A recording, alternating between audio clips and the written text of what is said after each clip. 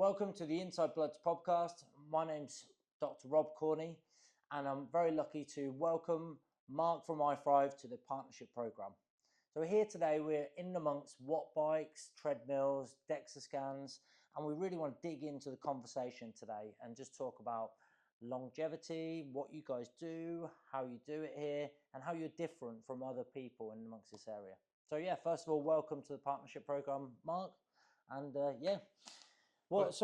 can you just explain to me, first of all, kind of, I suppose, in a nutshell, what is it you guys do? What's your ethos? What's kind of your feeling of the place? Well, iThrive's, his best way to put it is kind of a longevity and performance center, and we focus predominantly on two things: kind of evidence-based testing to look at longevity and performance, from metabolic fitness, as we know, VO2 max, and other kind of markers as indicators of longevity and healthspan, right through to technology like the DEXA scanner. And then we balance that off with kind of coaching and behavior change to really help people kind of navigate either improving their metabolic health or maintaining their performance as they age. And then we do some performance-based testing and coaching with kind of athletes and executives. Nice. I think ultimately it's crazy, isn't it? Because we're in this sort of world where we get there's these products where you get the diagnostics, you get the information, you get it kind of like sent to you on an email, and then it's like, right, there's your info. Good luck in the world. Whereas I really like the name iThrive, and I really like the ethos, because actually this is what people need. Where for me, if you're doing something like, VO2 is nothing better for longevity. People need to know their VO2 max test, their VO2 from proper data. This is gold standard data. And then from there, they need the advice, the explanation to make sure it's really palatable. I think that's the key, isn't it? Yeah, and that's it, because whether it's the DEXA scan or the software that spits out all these like literally regression analysis of VO2, VCO2, Yeah. and we pride ourselves in kind of taking that data and we kind of translate it into something that's digestible to the average person. And it's ironic because even for the athletes we coach, most of them don't understand a lot of the sports science behind. Or want to know. Yeah, exactly. Because as long Really. as it makes them go faster, and Yeah. so we do virtually every test we get, we convert it into a bit more of a digestible piece of information rather than just kind of giving them like the the manufacturer tests or the medical tests, if you will.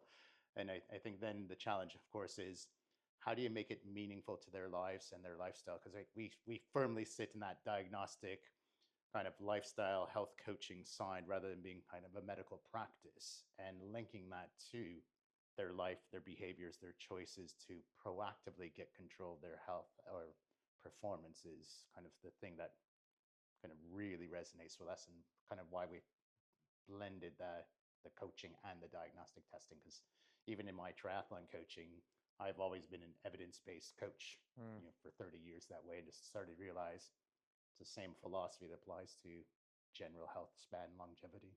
Yeah, it really does. So I suppose, so leading into that a little bit more. So obviously the whole longevity thing, it's big at the minute, and everyone's talking about it. And there's all these different, sparkly things and all these different products that are available for people to go at. But when we talk about evidence-based longevity, like what does that mean for you?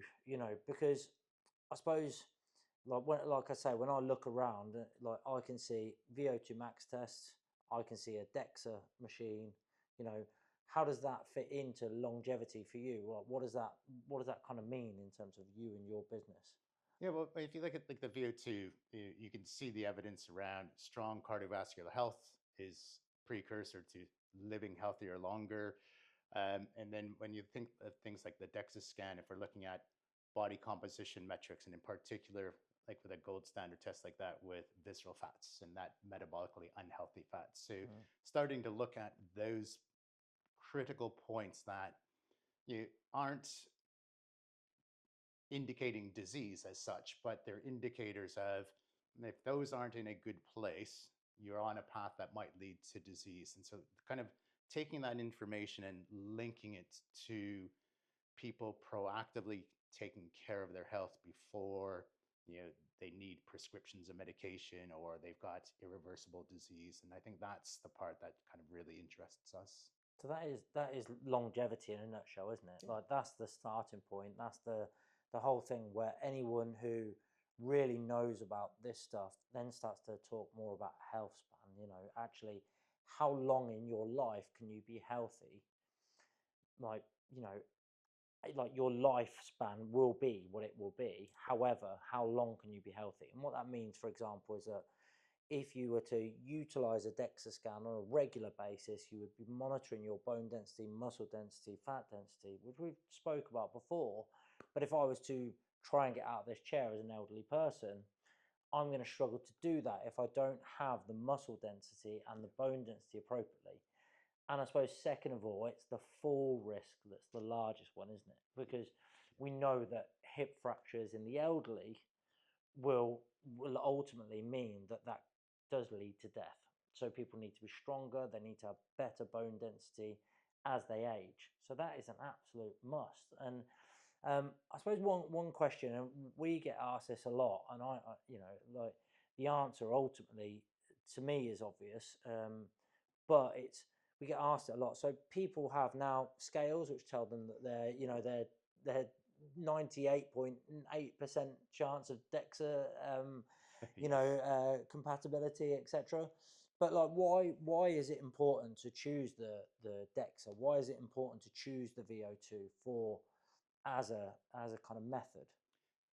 Yeah, so I think the first one is the precision errors is much smaller Yeah. on these pieces of equipment.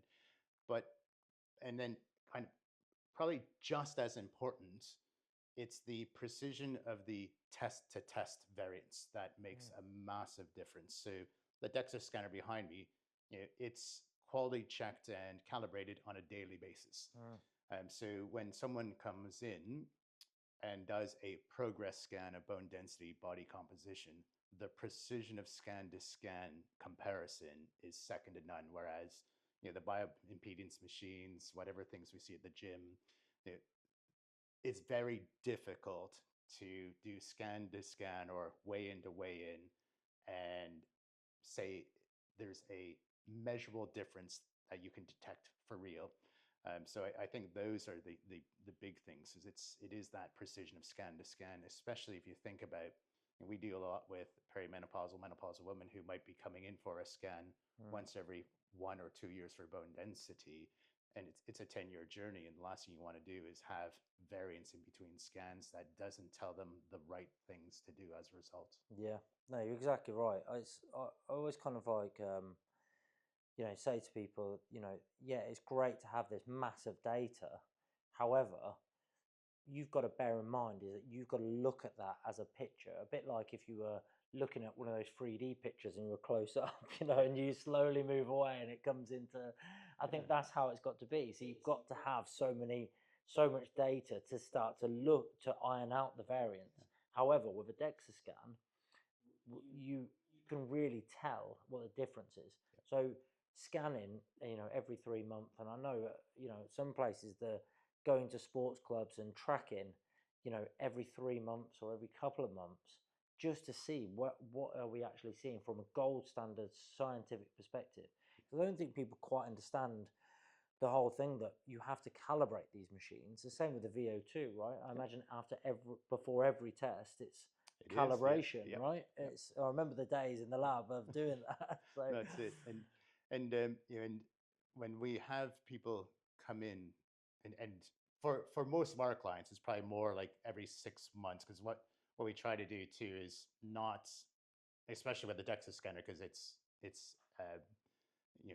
technically it's an X-ray machine, so trying to find the right balance of outcome for irradiating them. And we will frequently tell them, which I think makes us more interesting with respect to our care for our clients, and that I'll routinely tell people that there's no need to come back for 6 months to a year unless you are seriously thinking about making a change. Because yeah, like bone density changes, what, 1% a year. yeah, So so there's elements where we're more interested in kind of the ongoing care and health of our clients, rather than just throwing them into our scanner all the time. But and they really, they really appreciate that. Of course, And I yeah. think the other interesting thing when it comes to the comparison over time, and I'll use myself as a great example, is like it's also understanding what's happening in their life that might be causing the changes in the metrics. Because Mm.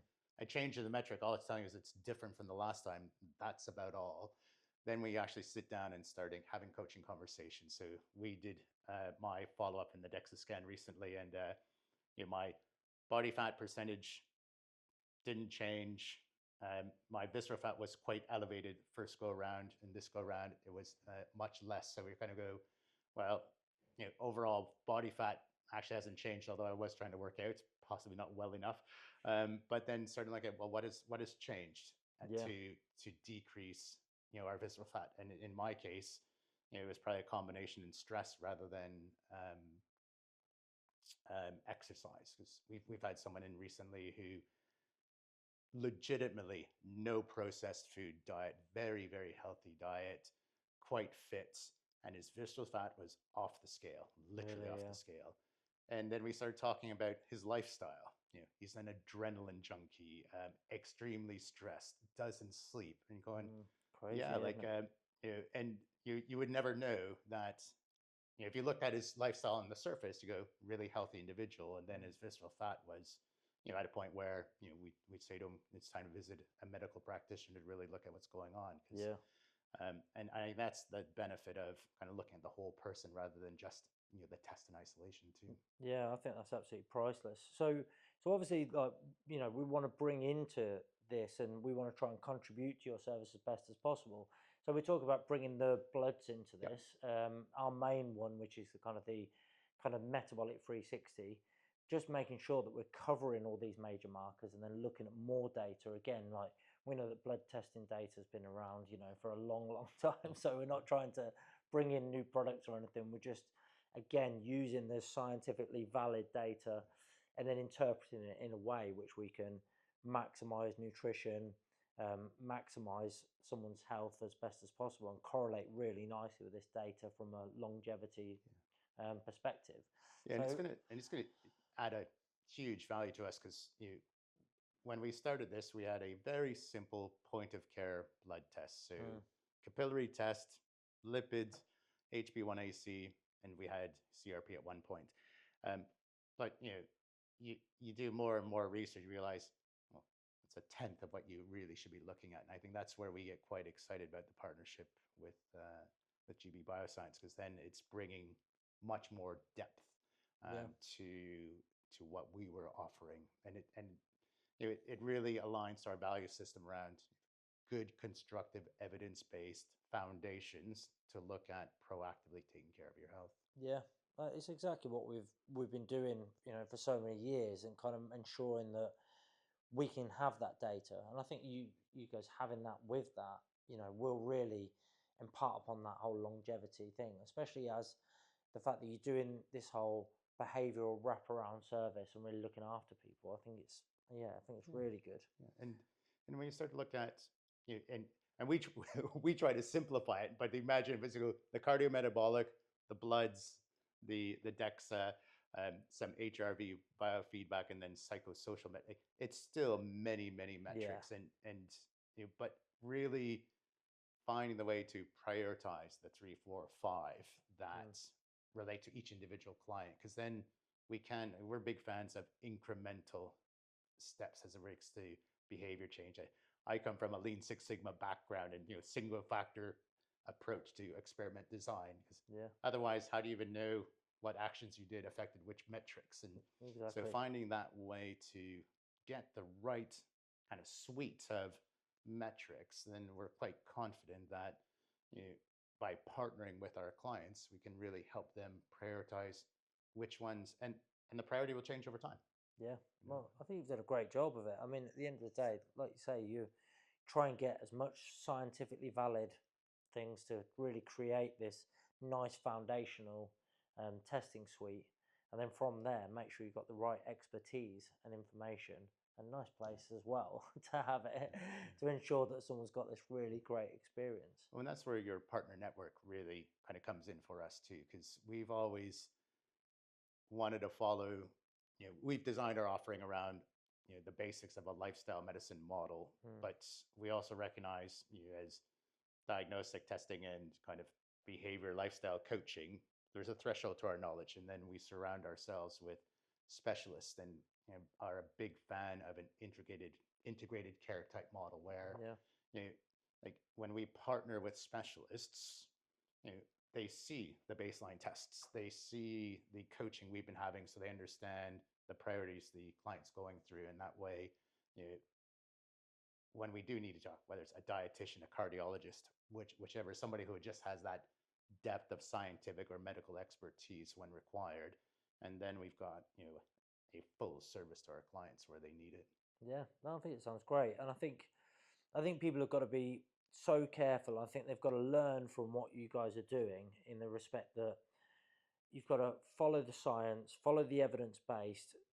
Don't go crazy on like the biohacking, doing it, running a course, choosing the newest, most like sparkliest things that are gonna create minimal 1% change, but actually look at what can you do to create the big rocks that they're going to make the big changes to people's lives, because that's what they need, right? It's so true, and it's especially when we're dealing with the performance seekers, because it's not unusual when we're with the performance seekers, they are looking for that X 1% to gain, Yeah. and going, yeah, but you have to have the foundations first, because you can improve by 10% by doing the basics, then worry about the 1%. So I'm a big fan of that rocks, pebbles, sand kind of approach to kind of Yeah. building behavior change, because but it's difficult, right? Because like we're in such a culture now where it is the quick fix, the fast, the easiest, Yeah. and the marketing says, well, of course, this is going to transform your life, but in reality, it's not quite that simple. No, no, exactly. People want things now, yesterday. If they want things to happen, then they're going to be asking things all about what's my latest biohack? What can I get? What can I do? And it's just crazy. I bet you get fed up of hearing about it, don't you? Yeah, we're trying to stay on the right side of kind of progressive innovation, Mm. because you definitely want to grow as like the science is growing insanely fast, but just stay on the right side of the evidence. And there's always going to be a bit of a gray zone. So, and where we in the gray zone with clients, and we'll just say, like the evidence is beginning to show this, Mm. whereas you listen to all the podcasts and it's like this is the answer. Yeah, yeah. And and I think I showed you earlier, like we definitely have people call us around some of the latest greatest biohacking, something that trying to have us onward sell, and our general perspective is show us the research, Mm. and then they show it, then we go, well, can you show us the meta-analysis? Yeah. And then their eyes glaze over because they don't know what you're talking about, and you're going, it's probably not mature enough for us to introduce into our client pathway yet. Yeah. Anyone ultimately, who is out there, who's trying to learn, who's trying to get an idea of this sort of stuff. Basically, the more you know, or the more you learn, the less you know. It is basically inch wide, mile deep. So you've got to surround yourself with people who are experts in their area, and then learn from them and build as they go. I mean, I think that's the case with any kind of, whether that's a sports club, whether that's a doctor's clinic, or whether that's a place like yourself, or a personal training studio. You've got to learn from the people that you know, and you've got to have the right partners and the right scenarios to work together. Yeah, and that really plays into our whole kind of coaching philosophy too, because it's all too easy to interpret the results and prescribe actions to people without understanding what's going on in their life, what Mm. are their priorities, and even understanding what's intrinsically going to motivate them to want to do something differently as a result. Because so many of us look at the numbers and go, and it's not until like I'm coaching someone right now where he's an older father with a young child. He's Mm. got one motivational driver. He wants to be able to keep up with her when he's older. Yeah. And now he's recognizing in order to do that, all the things he knows that he should have changed in the past, well, now there's a purpose and a reason to change. Yeah. And and that's the heart of coaching too, is actually finding out and enabling our clients to achieve their goals. And then you overlay the evidence and the knowledge and everything else behind it to support and enable them. It's no surprise we'll do a great deal of education along the way because they don't know what a lot of this stuff is, but it's always education in service of kind of their true purposeful goals. And often they don't know what those are. They just realize I'm unhealthy. Go, okay, well, why do you want to be healthy? Yeah. Why do you want to change? And it's fascinating when you start asking them that because they don't know. And course, often our coaching begins with trying to even figure out, well, why do you want to change? Like we know what the numbers say, but unless you know why and the purpose, it's actually quite difficult to engage them in any form of behavior change. Yeah. What's the driver? What's the key thing? Like, as they say, emotion creates motion, right? You've got to find out what it is that's gonna drive it. Well, no, it's been great. I think it's been really good to have this conversation. I think, like, to be honest, it's incredible to have you guys on board. I think this environment is incredible. I think you've fitted out really nicely, and I think for your clients, they've got an unbelievable service in a lovely area. So yeah, it's really good to chat to you today about everything.